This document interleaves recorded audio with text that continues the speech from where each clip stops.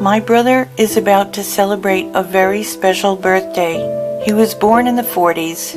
Dad was in the service, so they traveled from Ohio to North Carolina to Alaska, and that's where some of these shots are, in Alaska, where he lived for a few years.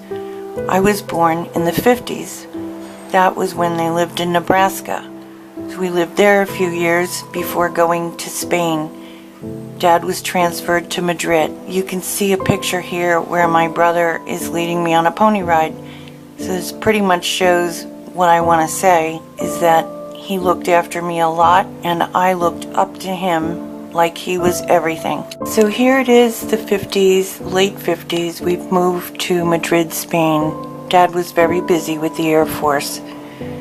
I didn't see my brother as much as I can remember, but when he was home, I always did enjoy asking him to play with me or take me places, and he was always good. But it wasn't until we moved back to the States in the 60s, we bought a new home, lived there for a few years, that we had a sense of normalcy, and my brother and I had time together as kids of the 60s. He was great to me still, all the time, took me places.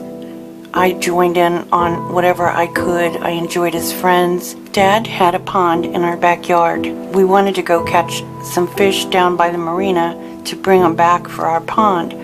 My brother took the time to show me how to make a net that we could catch the fish in. So that was quite an ordeal for me. Dad always had cameras. He had the latest one every time one would come out.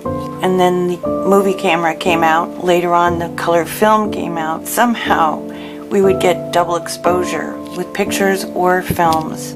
Then there were times where he showed me where to find bottles and cans for recycling and collect some money for allowance. He had a great voice. I thought he would become a pop star. He would sing, play the guitar. He was the leader of the play, a musical in high school, had a fantastic voice.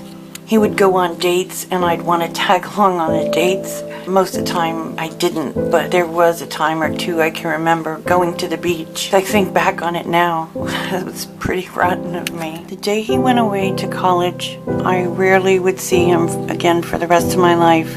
There would be visits along the way. When my brother graduated college, he went into the Air Force and became an officer. All through the years, I rarely got to see him either. I missed seeing his family growing up, and I missed being with him in the most important times of my life. I'll never forget those beautiful days from the 60s and always be grateful for my brother.